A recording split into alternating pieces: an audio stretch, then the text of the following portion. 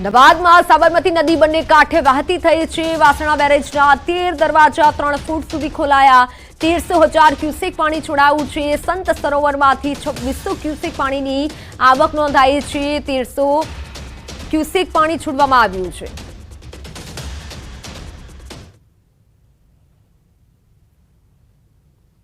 સાબરમતી નદીમાં નવા નીરની આવક થઈ રહી છે અને વાસણા બેરેજ પર જે પાણીનું લેવલ હોય તે મેન્ટેન કરવા માટે અત્યારે સાબરમતી નદીમાંથી 13,000 ક્યુસેક પાણી છે તે છોડવામાં આવી રહ્યું છે। આ પાણી નીચાણવાળા વિસ્તારોમાં જઈ રહ્યું છે। ત્યારે તંત્રએ પણ અપીલ કરી છે કે જે નીચાણવાળા વિસ્તારોમાં રહેતા હોય તે લોકોએ સતર્ક રહેવું, સાથે જ નદી કિનારાના વિસ્તારોમાં લોકોએ જવું નહીં। પરંતુ આપ દ્રશ્યો જોઈ શકો છો કે જે આ વાસણા બેરેજ છે કે જેના 13 દરવાજા 3 ફૂટ ખોલવામાં આવ્યા છે। પાણીનો નિકાલ થઈ રહ્યો છે અને બીજી બાજુ લોકો માછલીઓ પકડવા માટે નદીમાં ઉતરી રહ્યા છે, એટલે કે આ જોખમ લઈ રહ્યા છે। લોકોની બેદરકારી છે તે સામે આવી રહી છે। તંત્ર દ્વારા સૂચનાઓ આપવામાં આવે છે, પોલીસ બોલાવવામાં આવે છે, ત્યાંથી તેમને દૂર કરવામાં આવે છે અને થોડી જ મિનિટોમાં પરત તેઓ માછલી પકડવા માટે અહીં આવી જાય છે, એટલે કે આ જોખમ લોકો લઈ રહ્યા છે। માછલીઓ પકડવા માટેનું આ જોખમ ભારે પડી શકે છે, કારણ કે સતત પાણીની આવક છે તે થઈ રહી છે અને સાબરમતી નદીમાંથી પાણી છોડવામાં આવી રહ્યું છે। અત્યારે નીચાણવાળા વિસ્તારોમાં ન જવા માટે, સાથે જ નદી કિનારાના વિસ્તારોમાં ન જવા માટે સતત અપીલ કરવામાં આવી રહી છે। કેમેરામેન પ્રકાશ દેસાઈ સાથે વિપુ પટેલ, ન્યૂઝ 18 ગુજરાતી, અમદાવાદ। તો ભુજના અનામનગર વિસ્તારમાં ઘૂંટણસમાં પાણી ભરાયા। લોકોના ઘરોમાં પણ પાણી ભરાતા લોકો પરેશાન થયા। નગરપાલિકા તંત્ર દાદ ન દેતા હોવાનું સ્થાનિકોનું કહેવું છે। સ્થાનિકોએ આક્ષેપ કર્યો છે કે તંત્ર દ્વારા કામગીરી નથી કરવામાં આવી રહી, અમારી ભાડ પણ નથી લેવામાં આવી રહી।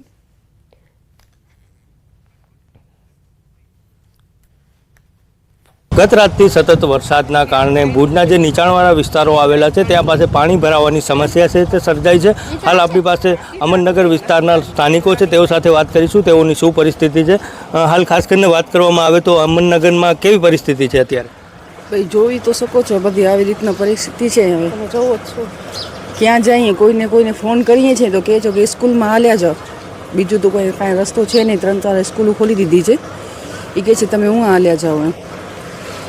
તમને પૂછવા માંગીશ કે હાલ ઘરમાં કેટલા પાણી ભરાવાના છે ને શું પરિસ્થિતિ છે? ઘરમાં તો સંઠાસમાં પાણી આવી ગયો છે ને હોલમાં પાણી ભરાણું છે અને દુકાનમાં પાણી છે। હવે જઈએ તો ક્યાં જઈએ? દુકાનને ઘર મૂકીને ક્યાં જઈએ ભાઈ?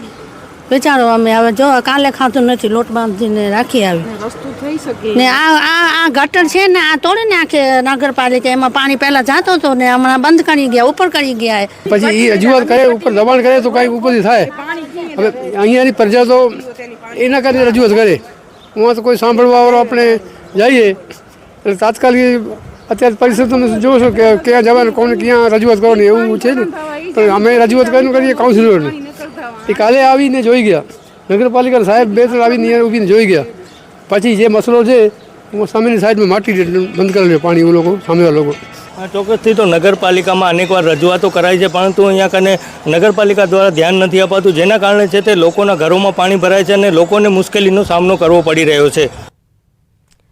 જામનગરમાં ધોધમાર વરસાદ પડ્યો। જામનગરના વિભાપર ગામમાં તારાજીના દ્રશ્યો સામે આવ્યા। વિભાપર ગામમાં નદી આસપાસના ઘરોની દિવાલો ધરાશાયી થઈ। ગામના અનેક વીજ પોલ ક્ષતિગ્રસ્ત થયા। વીજ પુરવઠો ખોરવાતા અનેક ઘરો અંધકારમય થયા છે। રોડ રસ્તા પર પાણી ફરી વળતા વિભાપર ગામમાં લોકો મુશ્કેલીમાં મુકાયા છે। વરસાદના કારણે વિભાપર ગામના પશુપાલકોને મોટું નુકસાન પહોંચ્યું છે। જામનગર શહેર જિલ્લામાં ભારે વરસાદ બાદ ઠેર ઠેર તારાજીના દ્રશ્યો છે તે સામે આવ્યા છે। ત્યારે સૌપ્રથમ ન્યૂઝ 18 પહોંચ્યું છે ગ્રાઉન્ડ ઝીરો ઉપર વિભાપર ગામમાં। વિભાપર ગામમાં હાલ પણ જે નદી છે એ નદી બે કાંઠે વહી રહી છે। અહીં જે પ્રકારે તારાજીના દ્રશ્યો સામે આવી રહ્યા છે, જે ઢોર છે તે ઢોર પણ હવે ભાગી રહ્યા છે। અહીં જે પ્રકારે કમ્પાઉન્ડ વોલ બનાવવામાં આવી હતી, આ કમ્પાઉન્ડ વોલ પણ તૂટી ચૂકી છે અને ખાસ કરીને અહીં તમામ પ્રકારના જે વરસાદના તારાજીના દ્રશ્યો છે તે સામે આવી રહ્યા છે। જે પ્રકારે અહીં આપ જે દ્રશ્ય જોઈ રહ્યા છો ઠેર ઠેર નુકસાની જ નુકસાની જોવામાં આવી રહી છે. જે પ્રકારે વાત કરવામાં આવે અહીં કમ્પાઉન્ડ વોલ ઉપરાંત પીજીવીસીએલના જે વીજ પોલ હતા એ વીજ પોલ પણ અહીં ધરાશાયી થઈ ચૂક્યા છે, જમીન દોસ્ત થઈ ચૂક્યા છે, કારણ કે વચ્ચેથી જે પ્રકારે પાણીનો પ્રવાહ હતો એ પ્રવાહને લઈને ભારે નુકસાની અહીં જોવા મળી રહી છે. વિભાપર ગામની વાત કરવામાં આવે તો કાલ અહીં જે આવવાનો રોડ હતો એ રોડ પણ બંધ થઈ ચૂક્યો હતો અને રોડ ઉપરથી 10 રસ્તા પાણીના પ્રવાહ જઈ રહ્યા હતા. તેને લઈને ફરી એકવાનું દ્રશ્ય દેખાડવા માંગીશ, મારા કેમેરા સહયોગીને કહીશ કે અહીંના દ્રશ્યો દેખાડે. જે પ્રકારે જે તમામ જે વાડા છે તે વાડાની અંદર પણ કાદવ કીચડ ગળી ચૂક્યા છે. બીજી બાજુ જે પ્રકારે અહીંની જે કમ્પાઉન્ડ વોલ હતી એ કમ્પાઉન્ડ વોલ પણ ધરાશાયી થઈ ચૂકી છે. ભારે ધરખમ બેલાની બનાવાયેલી જે આ પારાપેટ હતી એ પારાપેટ પણ ધરાશાયી થઈ ચૂકી છે. અહીંના જે દરવાજા હતા એ દરવાજા પણ તૂટી ગયા છે. ઘરની આસપાસ જે ચોગાન બનાવ્યું હતું તે પણ તૂટી ચૂક્યું છે. જામનગર જિલ્લામાં જે ભારે વરસાદ પડ્યો એ વરસાદને લઈને વિભાપરમાં હવે તારાજીના દ્રશ્યો છે તે સામે આવી રહ્યા છે. કેમેરામેન મનસુખ રામોલિયાની સાથે કિંજલ કારસરિયા, ન્યૂઝ 18 ગુજરાતી, વિભાપર, જામનગર. જામનગરમાં અવિરત વરસાદી માહોલના લીધે અનેક વિસ્તારો પાણીમાં ગરકાવ થયા.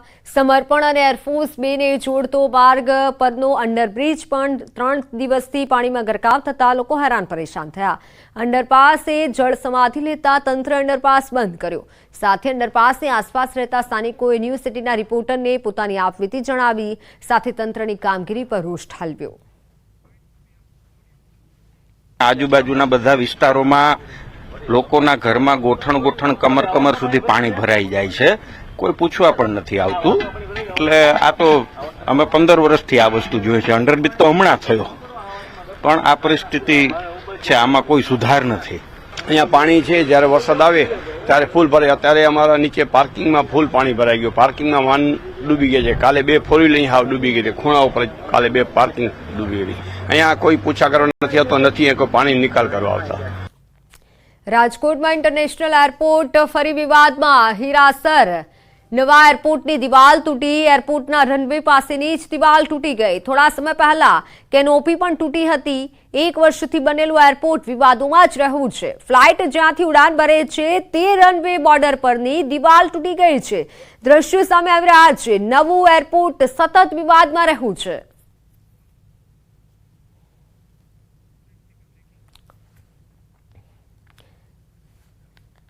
તો સૌરાષ્ટ્રમાં મેઘતાંડવ વીજ પુરવઠાને અસર પહોંચી છે. સૌરાષ્ટ્ર કચ્છના 613 ગામોમાં વીજ પુરવઠો બંધ છે. ભારે પવન અને વરસાદના કારણે 1122 થાંભલા પડી ગયા છે. 67 ટીસી બળ્યા છે, ડેમેજ થયા છે.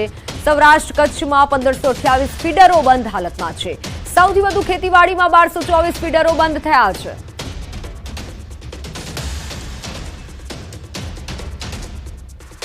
અમરેલીમાં રાજુલાના રામપરા ગામે ઘરમાં સિંહ ઘૂસ્યો. પશુનો શિકાર કરવા સિંહે ખેડૂત પર હુમલો કર્યો.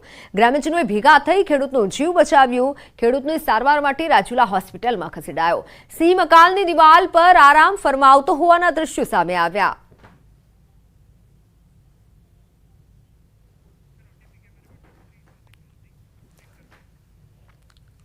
તો સમાચારોમાં હાલ બસ આટલું જ. નજર કરીશું ટોપ 3 હેડલાઇન્સ.